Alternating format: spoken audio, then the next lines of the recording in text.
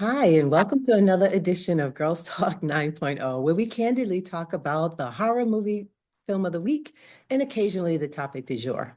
Today, we're going to talk about the 2015 horror film The Witch, directed by Robert Eggers. My name is Whaley Hollow.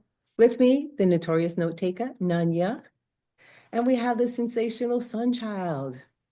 So, ladies, how's it going? Do anything fun this weekend? I'm still cold. It's still cold here. It So snowed, right? no, yes, no. I know Prince said sometimes it snows in April, but I That's don't know if right. he meant April 12th. So That's right. once again, Oh, how much snow did you guys get?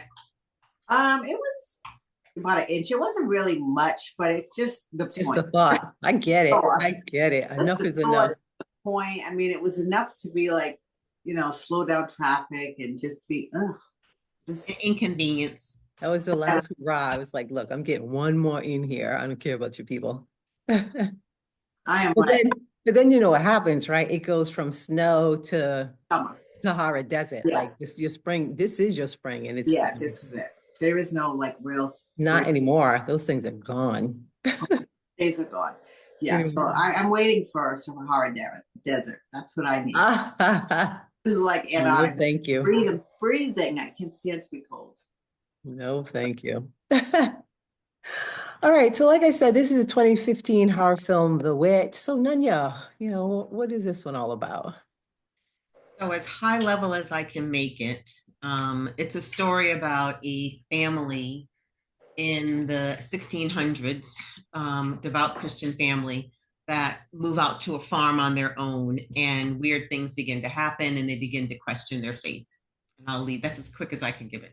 And what do you think of it? Just high level, what's your thoughts on just like, did you This like is a it, not movie like it?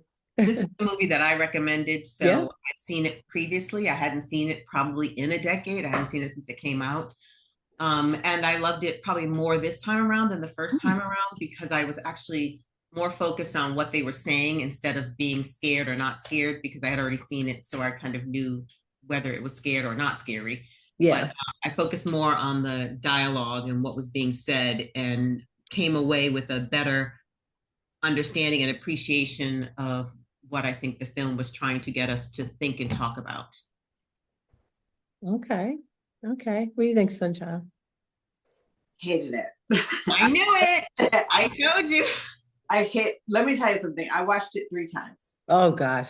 because the first time I fell asleep before it ended, and then I had rented it, so you have 48 hours, and then I watched it again and fell asleep in the middle, and, and then I had to rent it again because I had to watch it again. The last time I hated it a smidgen less, but it definitely is the language. Like I don't, it's not scary. I don't think it's scary. Not it's not typical scary, typical horror movie scary. Let me put it that way. It was really I had a tough time like with the language. You have to really pay attention to understand what they're saying. But I love the father is a phenomenal actor. Like acting wise, they were all great. And the father, I have seen him in something else. The acting was great, but it just didn't do it for me. Fair enough. Yeah, I am it's probably middle of the road for me. I think it was kind of disturbing. Some of the themes or topics or whatever in there were just to me just pretty disturbing. I do think the acting was phenomenal, hands down. I mean, especially the twins, Jonas and Mercy, I believe their names were. Absolutely. I didn't know if they were little people playing kids or just those kids, but they were just so good and so believable. I mean, all the actors, kudos to them. I also thought that the movie did a phenomenal depiction of the 1600s. Now, granted, I don't know what they're supposed to look like, but I took away, if you had shown me that, I would say, yeah, it looks around the 1600s. I'm just so glad I wasn't born then because it's just not the life for me, man. It just is not the life for me. No water half the time. God only knows where they went to the bathroom. They were desolate. Everybody had to pitch in. And he had a bunch of small kids. So it's really kind of hard to run a quote farm with, only maybe two people that could really pitch in. So, it was but I do, like I said, I thought the acting was really good. I didn't like the change in scenes. Like it just went black. It's not even like, and I was like, well, is it my screen? Like what's happening? and then it would lighten up and the next scene would start. And I thought, okay, that's really odd. It seemed like something that could have happened years and years and years ago, but whatever, maybe he was trying to make a point there. So I don't really know. And then he has this I don't know, this recurrent thing about, nude people and just weird shit. So it was just kind of disturbing to me. Anyway, so I say for me, it was just, middle of the road. Okay. So let me try to summarize or get into a little bit of the details of the movie, and then we can maybe you guys can explain more about why you concluded what you concluded. But so in the opening scene of the movie, it starts with the family, Father William, his wife Catherine, and their then four children. The oldest daughter Thomasin, who is I believe a teenager. The next one down is a boy named Caleb, and then their twins Jonah and Mercy, as Whaley mentioned, and I think they're about 8 or 9, and they're standing in front of the church counselors in this small village, and there's apparently some disagreement between the father and the council. The council admonishes the father and says, "Listen, you follow our rules, or you hit the highway."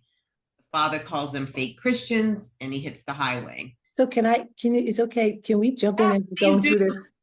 Then what was he preaching that they disagreed with? They did not tell us. It sounded like he was more a strict adherence to scriptures, whereas maybe he seems to be accusing them of not being as strict as he would like to be, not being as puritanical and devout as he is with the scriptures, because he calls them, listen, you can go with England. This is the king's church, not the real church, and you're fake Christians. I'm the true Christians. What he says to them. So it doesn't, unless I missed it, it didn't appear to tell exactly where they were disagreeing, but it was definitely a disagreement as to who was being more strict with the interpretation of the Bible. Okay. Sunchild, did you have any thoughts there? Did you say something? Sunchild, did you have any thoughts there? Oh, no, I understood what was like that portion that and I said, well, that's pretty typical. Here we are, everyone's going to church, and now we're judging other people in church. Like showing up is just not good enough. You have to worship the way I worship. So it's kind of typical for me. Like this is, my thought process on religion. I choose to be more spiritual than religious for those people watching. Yeah. So they leave, and the family moves to tries to attempt to start a small farm on the outskirts of a forest. The parents immediately tell the children, whatever you do, don't go into the forest. There's a witch that lives in the forest. Fast forward a year, and things aren't going as well on the farm as they had hoped. The crops aren't doing well, and they're getting close to running out of food. So things are looking bleak, but they're still somehow surviving. They're starting to be a little bit of tension, but they're still managing it. But then things take a huge turn for the worse when the oldest daughter is babysitting her new baby brother, Samuel, and she's playing peekaboo right outside of the forest in a field, and she closes her eyes for a split second, opens them up, and Samuel's gone. Disappears just like that. Family assumes that some animal has come and snatched the baby, but this event starts to create fixtures, if you will, in the faith of the family. So one by one, they begin to question their faith. Starting with, interestingly enough, the oldest boy, Caleb. He and his dad, after searching for Samuel for days, go back into the forest without the family knowing because they're trying to find food. When he's there, he asks his dad, why did God take Samuel? And his father gives him the normal thing you'd expect somebody to say, which is, oh, it's God's will or whatever. But Caleb doesn't understand it. He says, Samuel was an innocent. Why did he take him? So he starts to question his faith. And then the mother is next because she knows that the kids are close to starving. She can't find this cherished silver vase or chalice that her father gave her years ago. She's missing her being back in England on her father's farm or wherever they lived when they were in England. And now her son is missing, and she's just beyond distraught. She's been praying over, about this nonstop and Samuel's not coming home. So She can I starts ask, questioning. I just Yeah. have a question. I think the dad said, when Caleb was questioning, whether or not Sam was pure, he said, uh, I think the reason why they thought Sam was maybe not pure is because he hadn't been baptized yet. And so, because Caleb had asked the question, is he unpure or something? And the father said, yes, he is. And I think it's because he hadn't been baptized. I mean, he's a child. We all know they're all innocent, but because he hadn't been baptized, they said maybe that's possibly why, and we can't, whether or not he goes to heaven is a different story, but he wasn't baptized. And potentially that's why, he was taken. Yes, which, yes, and I didn't get into everything the father said because I'm trying to be quick and summarize it. But yes, that was one of the many things the father said. He said that. Plus, he also said it's not for us to question God's will, and Right. this is how God, God, and also that we don't know that. And the father actually said we don't know that Samuel was innocent, That which he was was what? weird, that he was innocent, which is a Right. weird thing to say because Caleb pushed back and he's like he's a baby. But basically, the father just placated the child and said whatever he thought was necessary. The child wasn't baptized. We don't know God's will. We don't know if he was innocent. All of those things to make Caleb feel better. It doesn't, right? Because Caleb still is haunted by the fact that you know God took an innocent child. Um, and so the mother also starts to wonder, are we cursed? Why is this so hard? Why are we nearly starving? Why have we lost a son? What happened to my little chalice? And the father again tries to appease her by saying, God's testing us. This is part of the test. We have to show our faith. And then the twins are also starting to wonder what the fuck is going on around here. And they say, we know what's going on. It's because our sister Thomason is a witch. And we know this because our family goat, Black Phillip, told us this. So everybody's starting to fall apart because things are not looking good. Um, Caleb, really wanting to bring food home for the family, returns to the forest. Thomason insists upon going with him. His idea is that he's going to bring back food, but they get into the forest. They get lost. They get separated. Thomason returns to the farm by herself. Now her parents are beside themselves. They've already lost Samuel, the baby. Now Caleb's somewhere lost in the forest, and Thomason's showing up.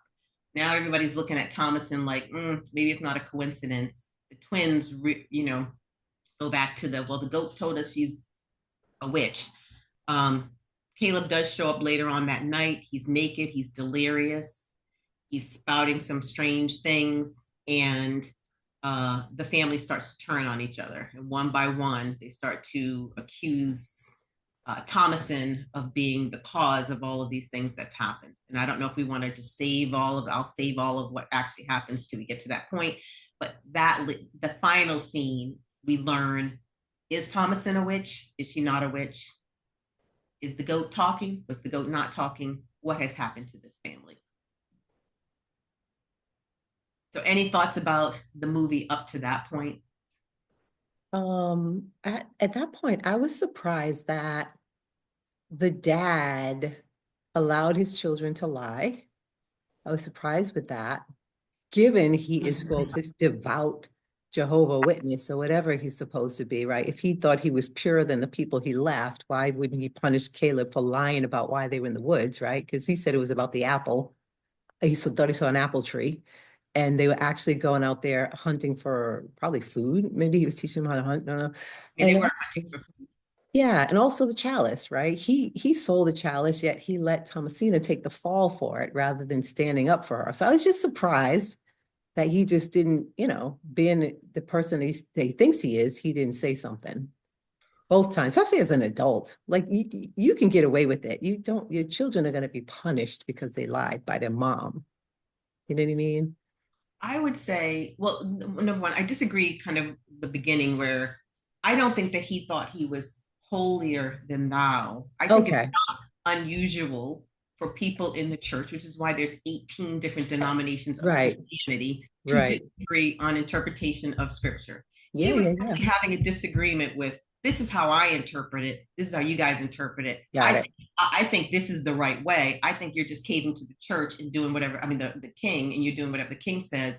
I'm going by what the Bible says. So Got that to me doesn't mean he thinks he's holier than thou. It just means I believe this is the right interpretation. Yeah. You have Jehovah Witnesses, which I don't think they were, but because I don't even think Jehovah Witness existed at that time. Well, they kept saying something about Jehovah, so I thought maybe they were Jehovah Witnesses. Yeah, that's just what they. Jehovah is just a name for God in the Bible. Yeah, but you don't hear all the Christians saying Jehovah unless they're Jehovah Witnesses. Not maybe they did in the 1630s is what maybe. Who knows? Yeah, I know today you wouldn't, but back then it would be a closer rendition of the Bible because the Bible says Jehovah all the time. So it would seem that if you're reading the Bible in that era before there was 20 versions of Christianity, you would just call it Jehovah. It wouldn't be weird.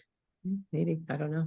Well, that's the way I understood it. And that's kind of, I think, historically what we know about the Pilgrims is that, they were Protestants basically, for the most part. But so anyway, I didn't take that as it, but I took what I loved about this movie is the fact that it really makes you, it is the depiction of religion, which is we are humans trying to ascribe, to aspire to some unrealistic standard. And so it isn't weird to me that the father lied about small things in the face of his family falling apart and his kids about to starve. It is equally weird to me that the mother, had this silver chalice and was wanting to hold on to this when it might have, fed her kids. So they're just flawed people, that, and just because you're Christian and devout doesn't mean you don't realize that you're a sinner. I think he realized it. And he himself was the one who confessed later and said, it's my fault because it's my pride that caused all of this. Yeah. But I think the question really becomes when you're in that era, like you said, and there's nothing else, all you have is this faith and things are happening. How do you respond to things, to question your faith? That to me, because that's the conversation. Why does anybody have faith when half the stuff that you're reading and believing is just, you can't prove it, right? Why do you have faith in any of this stuff? Why are you doing any of these things? What the father said to Caleb, doesn't make sense to me in 2025 as somebody who's borderline, who's basically agnostic, but it would make sense to a child in that era. And it would make sense to his family, like all of it, none of it makes sense, from if you don't believe in any of this stuff in 2025, none of it's going to make sense. But it made sense to me how they clung to it because they had nothing else to believe in. Right? I mean, to me, when the most profound part of the beginning of the movie was Caleb asking his father, why did God take the innocent child? Because that's the fundamental question I have about all of these religions. Why is suffering so fundamentally important? Why can't God just be good? Why can't he just be nice? Why do you have to suffer? That was my note. That was my note. I can't blame. I feel like the movie was meant to make us think about these things, not to accuse the father saying, look at you, you hypocrite, but all of us for our hypocrisy.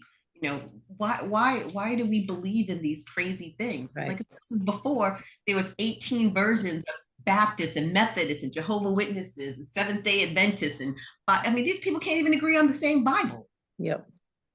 So it's sort of like, I don't know. I found the movie so profound because he wrote this movie. He didn't just direct it, which I thought was crazy that Robert Eggers wrote this because he really tapped into the thought process of folks in that era and the whole myth, all the myths around the witches in the woods. The first time when I saw the movie, I thought it was going to be, kind of Salem's witch kind of thing. I thought crazy things are happening. We're going to find out there is no witch. They're going to end up burning that poor girl at the stake. And we're going to find out it was something else happening. And that was going to kind of be, all those times that all those girls were burned at the stakes thinking that they were witches. And it turns out there was a witch. And, might have been, so of all the, all the poor women and girls that were burned at the stake during the witch trials and everything else, one of them might have actually been a witch. Yeah, it's true. It just brought up so many questions about, well, that is and people's beliefs that I thought was very interesting. And I liked that he explored it in this fairy tale type of structure.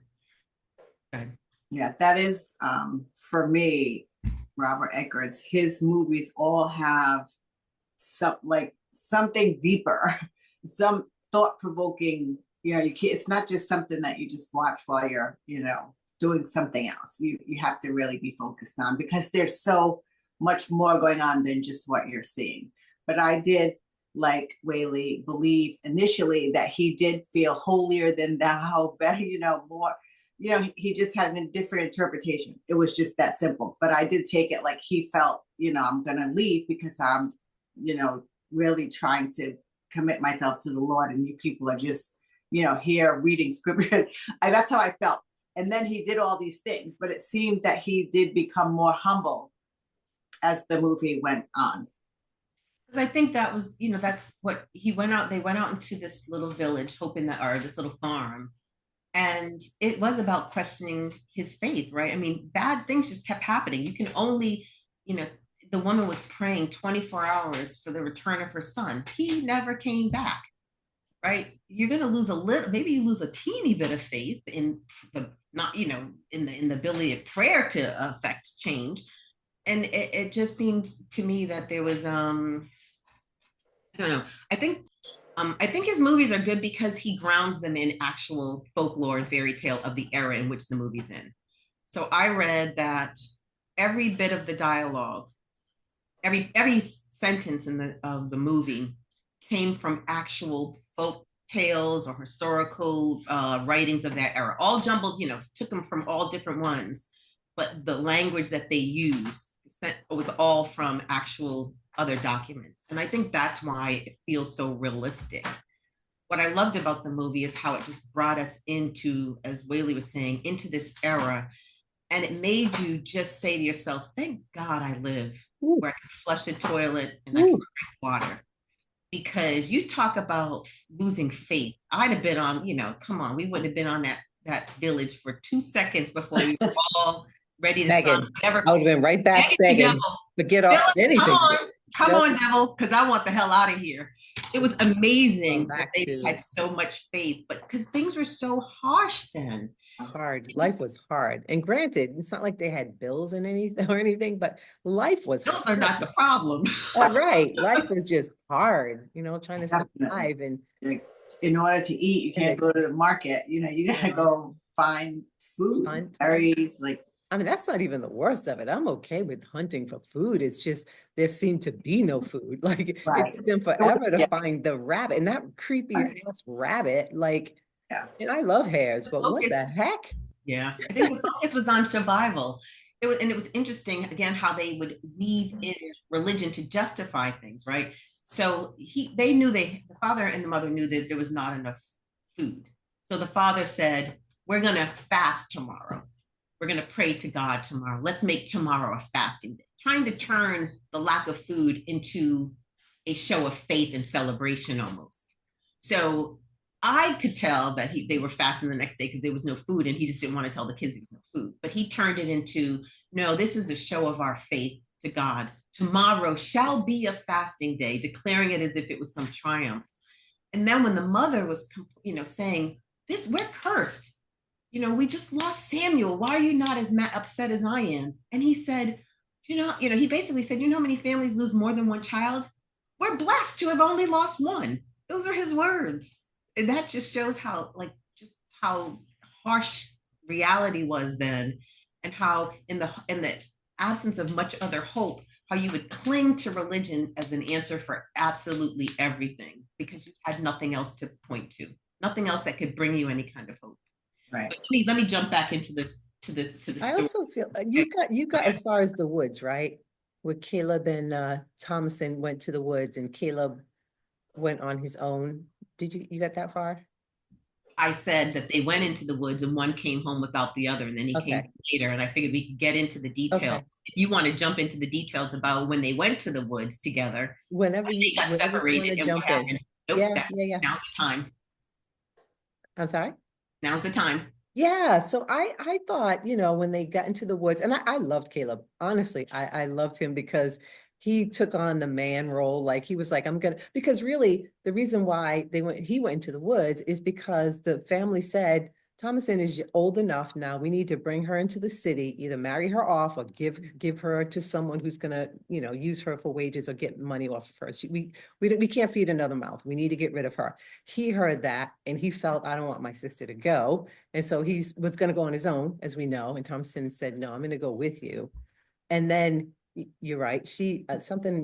I forgot what happened. The horse, she fell off the horse, but he ran into the woods chasing the dog. Was that the dog that he came up on that was kind of eaten up, or was that another animal? I wasn't Same sure. dog. They only had one dog, Holler. Right. When he went into the woods, remember he came up on an animal that was That was Fowler. That was Fowler. Okay.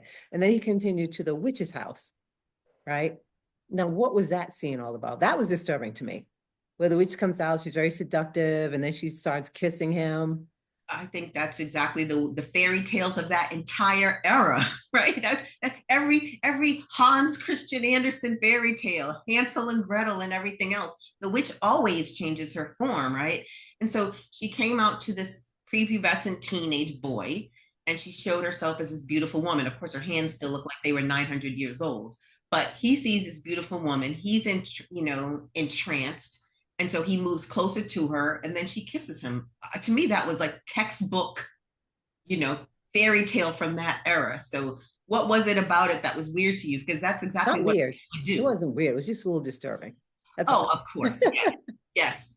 The whole movie, though, right, was all of these fairy tales come true. Right. Yeah. Right. It's like Hansel and Gretel is not just reading the story, it's actually the witch. And so I felt like that's what made the movie so powerful was, like I said, when I first saw it, I thought we were going to find out it was no witch in the woods and this poor girl gets murdered for no reason. Turns out that there was, these fairy tales were true.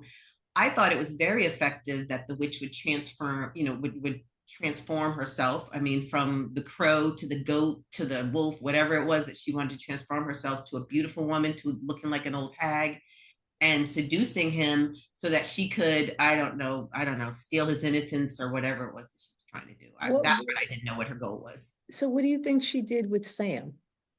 I thought that was disturbing. She definitely murdered Sam, and she bathed in his blood. Maybe? Huh? Maybe sacrifice him. He's pure. I maybe sacrifice him, but she definitely bathed in his blood, and maybe bathing in an infant's blood renews the witch. I mean, I don't know anything about witches, right? Yeah, I don't know. But it seemed to be some ritualistic thing where it wasn't, she wasn't just killing him to kill him. She was using his blood because remember she bathed in his blood. Yeah. And so I presume in us having seen lots of horror movies, it might have been something about, bathing in the blood of an innocent somehow purifies the witch or something. I don't know. Everything in this movie was disturbing because again, everything was bleak. Life on the farm was bleak. Adhering to the strict religious protocols is bleak. What's in the forest is bleak. Like there's no hope. It almost felt like in many ways. And so to your point, so when Caleb comes back, right? So Thomason comes back first. She's like, I don't know where Caleb is. We got lost and separated. Now the mother is like, okay, you're the problem. You really are the problem. And so they're all beside themselves. They're, the father's turning on the wife, the wife's turning on the father. The twins are like, what the heck's going on? And Caleb shows back up naked and delirious. And what did you guys think? Did somebody want to talk about the scene where he, his return and what he's talking about as he's dying? Outstanding little kid actor, man. That scene, all of them. That scene, I wasn't sure why. I get it. It almost was like he was asking for salvation, obviously. It was almost like, but the witch was almost like in him as well, or something was happening because it seemed like there was a split there. But what was really interesting is how it affected the children. The other children, the twins, remember they couldn't say the prayers because the devil had gotten out, I guess, and it attached to them. And then they were having a stroke while he was having a stroke. It was just, what a great scene. I was like, boy, that kid, it was so good. And it's something about these child actors, and they seem to blow me away because there's no negative intention. They do everything it's pure. Like when they do things, they just do from experience and not a whole bunch of negative baggage. You know what I mean? So everything just looks so real and scary. And not scary in the sense that, oh my God, I'm biting my teeth, but scary like that shit looked like it could really happen. Yeah, No, it's just too it was good. very So believable. good. So like the acting was just Yeah, outstanding. it really was. It really was. It was It really incredible. was. Um, so that scene was when Caleb gets back, he's spouting nonsense. He's kind of seems to be in a semi-conscious state, and the family is all trying to pray around him. So they're all holding hands and praying while he's spouting kind of a little bit of scripture, a little bit of what he saw. So they're not really sure what's happening. But the mother Right. says, "Let's all say the prayer." And as they're trying to say the prayer, the twins can't actually say it. So they can't say our Father who art in heaven. They're like almost somewhat convulsing Yeah. as if they're also being somehow afflicted, and then they're almost having like not a spasm, but what would you call that? Almost like Like an a seizure, epileptic almost like a fit, seizure. or Yeah, yes, I don't almost know. like a Yeah. seizure. Yeah. And then they renew their call though that Thomason is a witch, and they're insistent that the goat told them that Thomason's a witch. So again, the family is completely falling apart, and at this point, the father is like, "Okay, I don't know what the hell's going on." Unfortunately, Caleb passes away in that scene, but before he passes away, sounds like he's choking and he ends up spitting up an apple. I Which mean, was that's why I ironic. said this all just sounded so much like all the fairy tales we read as kids. Yeah, it did. Hans Christian Andersen, like out pops an apple. Yeah. But they know something is seriously amok at this point. And the father's like, okay, kids. He takes the oldest daughter and he takes the twins and he takes them down to the little barn, and he locks them in with the goats and the rest of the animals. And he's And the like, goat is looking at morning. them like, yep, yep. Like, yeah, no wonder you want to kick the goat. He's like, yep, Yeah, that goat was yep. something. Didn't I It's tell just you? creepy. You goat, kick them for me. Um, so he locks them all in there and he goes back into the house. And unfortunately, like I said, the son doesn't survive. And then the next morning, when they wake up, the intent was the father was going to take the Samuel to see a doctor and he was going to try to get the family help.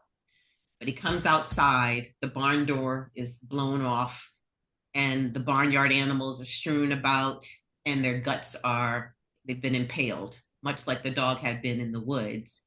And the twins are missing, only their clothes remain, but Thomason's there covered in blood. The father now is convinced, yeah, it's you, Thomason. You are a witch. So he accuses Thomason of being a witch. Excuse As me. he's doing that, I just burped. I said, excuse me. as he's doing that, Black Phillip, the family goat, who apparently has been whispering to the twins the whole time and telling them that the sister's a witch, gores him and kills him. Talk about out of the blue. Yeah, You that guys was. make of that. That was something, wasn't Yeah, I it? didn't see that coming. I didn't see that coming. There was some of the scenes, like overall, the movie was just not for me. But there, I wouldn't say don't watch it for someone. It's definitely worth watching because the acting is so good. But I didn't find it to be a horror in the sense of horror movies that I like. But I can't really say like anything bad about it other than it's just not really like my cup of tea. But yeah, I didn't see that coming at all. But Black Phillip was something. It was the goat. Yeah, he's something. It's like, So after that scene, the wife then comes out, and she sees what's happened. And she also then says, it's you, Thomason. You are a witch. And Before he that, tries to, go ahead. before she comes out, the mother, this movie is so disturbing. The Oh, mother yeah. has a vision of seeing her boys, which is really sad because you want to Forgot see the about that. children. Mhm. And she goes and she picks up Sam and she tries to nurse him. And while she's nursing him, all this crap is happening outside with the dad. But then we come back in and we see that it's the raven just chewing at her nipple. It was just so like, yeah, that scene was very odd. I was like, oh, what yeah, it was, yeah. So Yeah, I don't know if they're going mad from everything that's happening or from lack of food, no, like lack of, hydrating the brain. I mean, I just don't know. But I was like, am I going mad watching this thing? What is happening? Was that a raven? I'm like, right. I didn't think it was real until she was lying in the bed with her husband behind her, and he got up to go outside, and she's laying there, and her gown was red. I was like, oh, maybe it really happened. Because at first I thought she was unless she did it herself, but I thought maybe she was envisioning things too, but she's lying there with a, bloody nipple and bloody gown. Ugh. At this point in the movie, we've seen the witch, so we know she's real. We've seen the hair. We've seen I mean, all of these things that we're seeing are real. And yes, I completely forgot about that scene. I probably put it out of my head, but you're right. The mother had her moment where she thought she thought her children had returned to her, and it turns out it was a hallucination by the witch, and in which the witch then went on to peck her. But so the next day, father's killed. The mother comes outside, sees what's happened, sees the chaos across the farm. The twins are gone. The daughter's covered in blood. The father's murdered. The animals are all gored. And she says, I knew it was you. I knew it was you. So she tries to go and strangle Thomason. And in her attempt to strangle Thomason is pleading with her, no, it's not me. I'm not a witch. I'm not a witch. The mother doesn't believe her. Thomason grabs a tool, hits her mother with it, and ends up killing her mother. So at this point, the farm is decimated. Every family member is dead, and it's just Thomason. And so Thomason is sitting there, I think, trying to figure out what she's going to do, and goes back into the barn and asks the goat, talk to me. She wants to know, is any of this real? Is any of this? And the goat speaks to her and says, what is it that you want? And she turns and looks, and I don't know if you guys saw it caught, but she says, what do you want of me? And he said, I can give you whatever you want. I can give you, would you like the taste of butter? What is that? What was that in reference to? I didn't get that part. Well, I think They're so poor that they just never had butter. Like, why would they say, because you can make butter out of milk, but why did he say taste of butter? I didn't get that piece. the way that I interpreted it, because he said a series of things, was he was just, what is it that would please you? Do you want to eat delicious food? Would you love to travel the world? Would you love to be free? And he starts with, would you like the taste of butter? Would you like a pretty dress? Would you like to travel the world?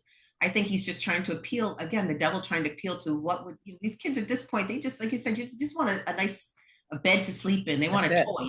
That's it. That's it. It didn't have to be too elaborate. Right. So, then she said, but what do you want from me then? And he said, well, write your name in the book and you'll have all of those things. And so she hesitates. And she says, I can't. And then he says, I will guide your hand. And the goat turns into a man, goes behind her, guides her hand. She signs the book. He turns back into a goat. The goat leads her off into the forest, where they come upon a circle of witches, all doing witchy things, all nude and doing witchy things and praying to whatever, to the devil, I presume. And she becomes part of that witch. Part of the witches, and that's how the movie ends. Who is Flora? Flora was the other goat, was the white goat. Okay. Because in the barn before the twins disappear, the twins, they hear a noise and they say Flora, and it's so fun. They're still twins, and so you notice they breathe in syncopation. I was like, they're such good actors. It was so funny. But they said, Flora, is that you? And they walk over and they see the witch. I don't know if she was milking the goat. I don't know what the witch was doing. She's just creepy, period. But then she turns around and that's when they kind of disappear. But because they ask, Flora, is that you? And I'm thinking, who's Flora? Okay, it makes sense that it's the sheep because of the goat, because that's where she was milking. Yes. I forgot that scene too. There's so many details, and unless it's going to be 8 hours long, I didn't want to kind of go like step. But I'm glad that you were adding this into it. But that's how the movie ended. And again, what I loved about the movie was just how it makes you think about what life was like during that era. It makes you think about religion, and the beliefs that we have. Yeah, I don't think I would have survived that era.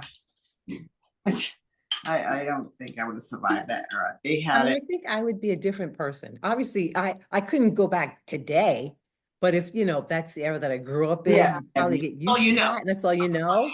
But, it's definitely a hard life. And so, yeah, if anybody comes up and says, butter, grits, what watermelon, whatever, you know what I mean?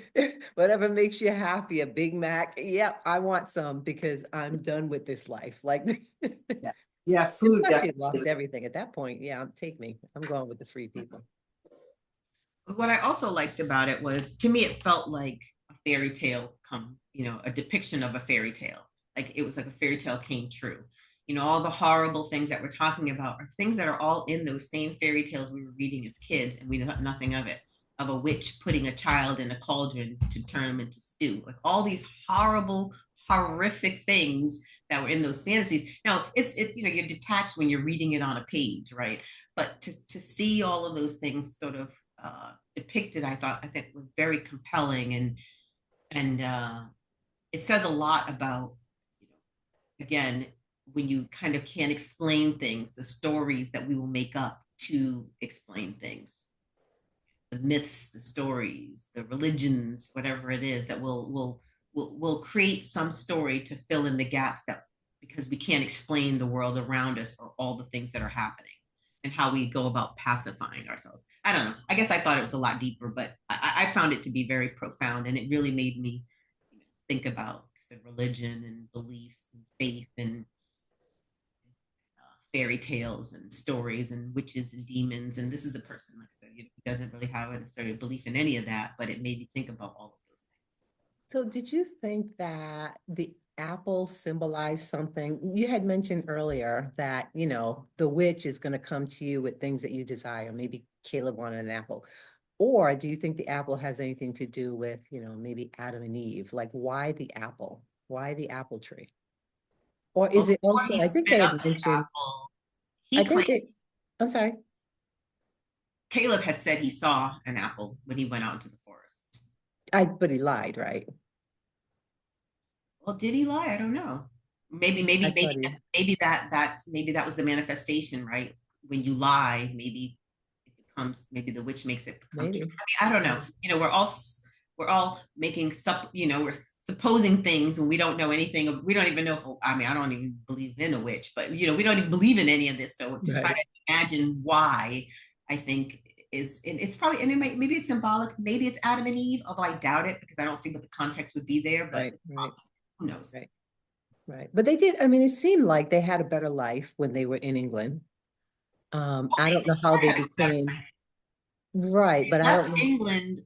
That's what that was kind of the beginning of the movie, was that they had left England like all the other little, pilgrims, because they had a disagreement with the church in England, right? So they wanted to go and live a pure life.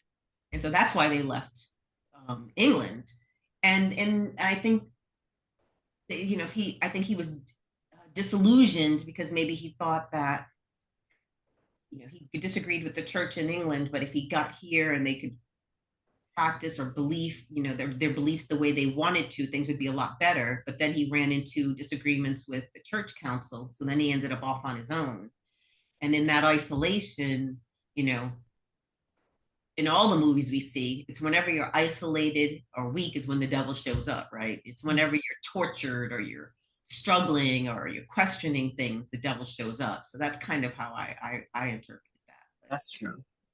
I feel like that's true. That's my belief. When you're doubting faith or having doubting scripture or doubting religion, doubting the Lord and having doubt, your faith is not as strong. So I think that's when you're most vulnerable, when your faith is not as strong.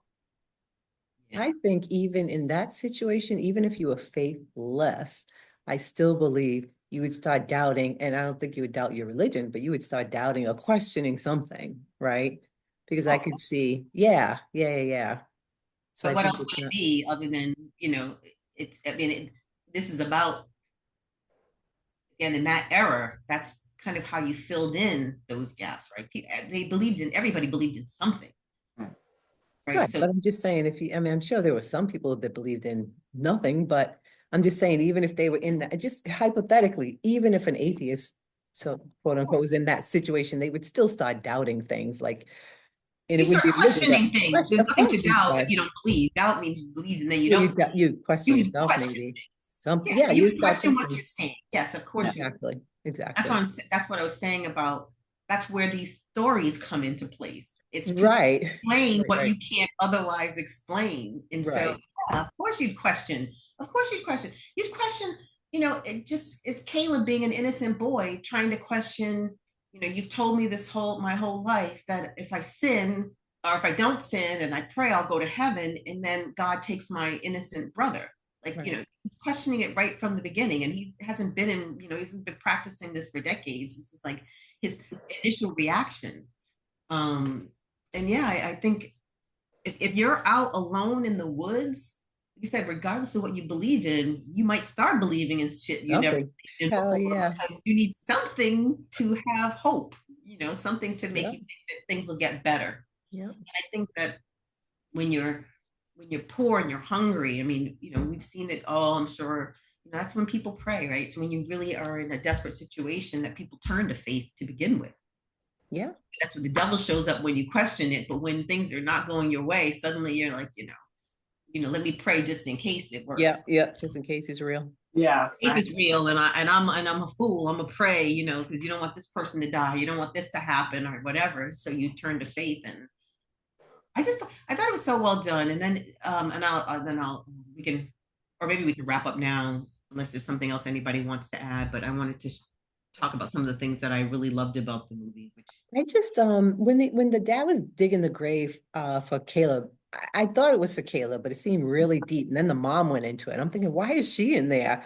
Maybe she was just seeing if it fit, but I thought that was a really strange scene. Remember when he was digging the grave the next day and she kind of walked into the grave and laid down at the bottom. Then they kind of showed her in like this fetal position in the bottom of the grave. I thought that, because I'm thinking, does she want to be buried alive?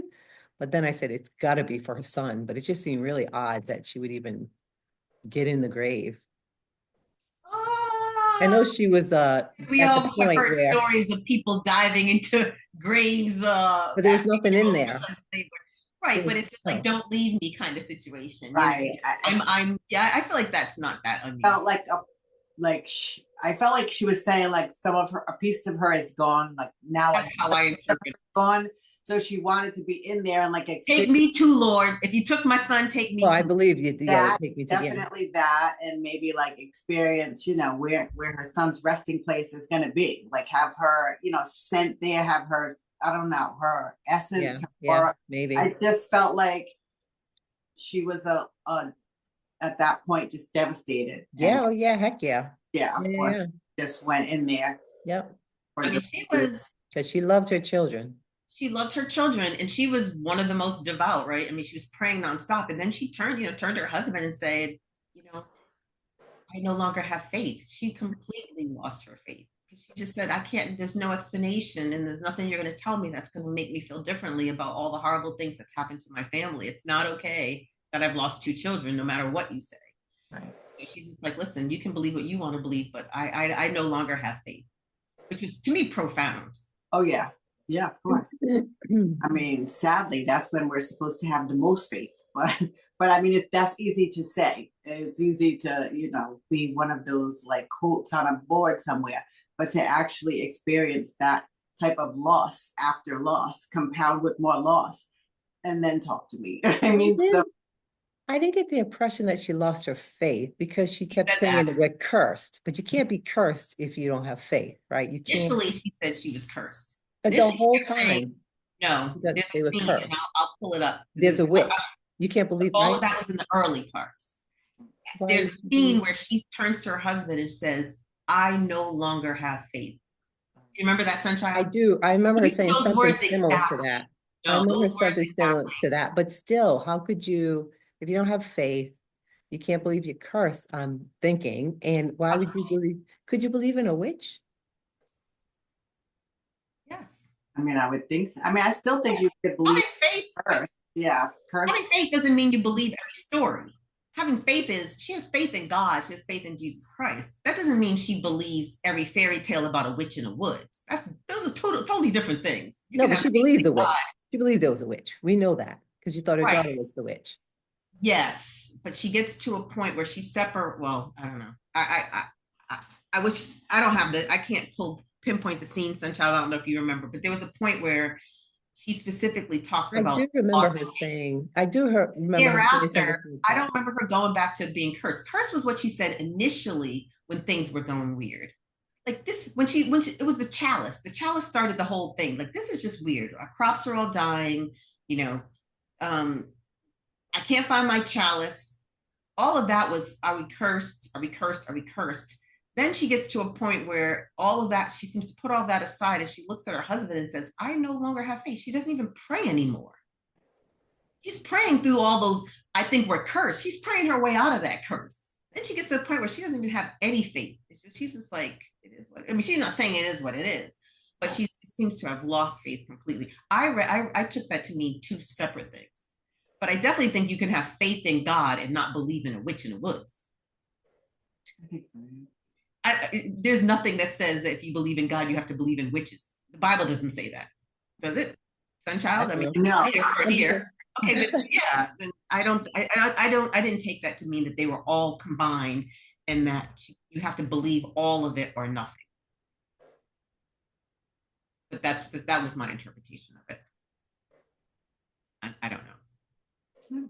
I think that's one thing about his Robert Eggers movies is he's gonna invoke conversations. People are gonna have, much like the Bible, different interpretations of what you experienced, what you saw. That's what I mean. It's definitely thought provoking, even for your own self. Like, what did I just witness? What did that scene mean? I mean, thank goodness he has such great actors for every movie that he does, because they really put so much into it that you know for what it is. Now you just have to determine what it meant. You know what I mean?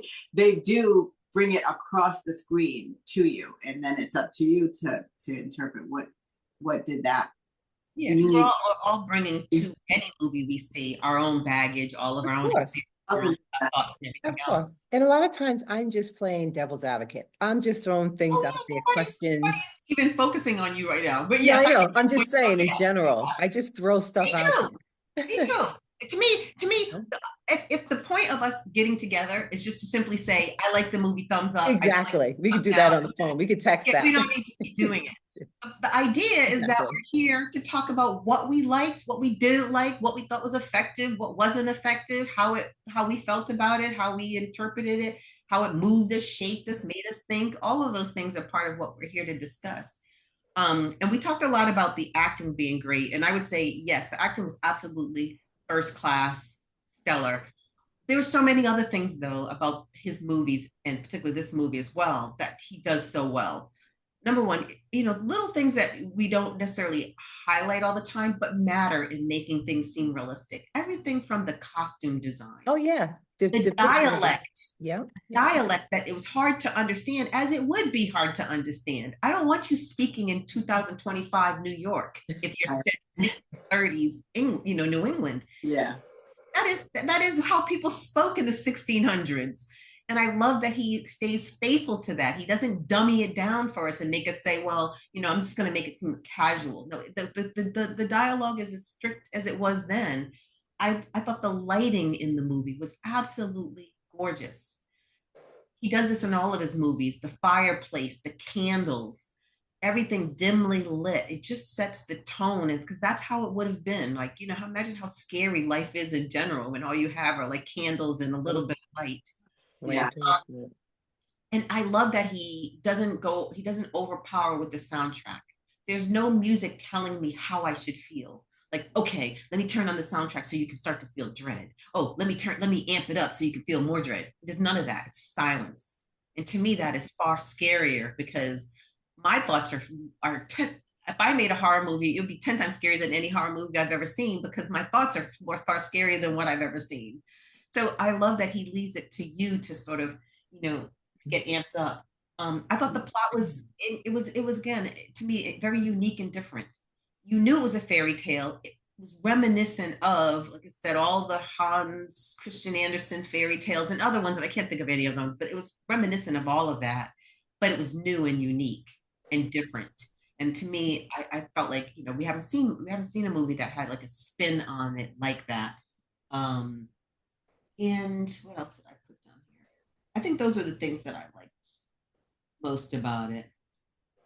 He knows how to do a period piece. He knows how to make you suspend the idea that you're looking at it from 2025 and like make you feel like you're almost in that era.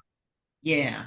And I think that he's just a powerful director, and all of those things are part of it. The acting, the set design, the cinematography, the soundtrack, all of that to me makes for a really beautiful film. I would 100% agree. It did not have jump scares. It did not have, it was more eerie, dread, suspense than anything, but I thought it was super effective. So on that note, I'm going to go ahead and give it my score. Yeah. You guys want to give your score? I think I'm going to give it a 4.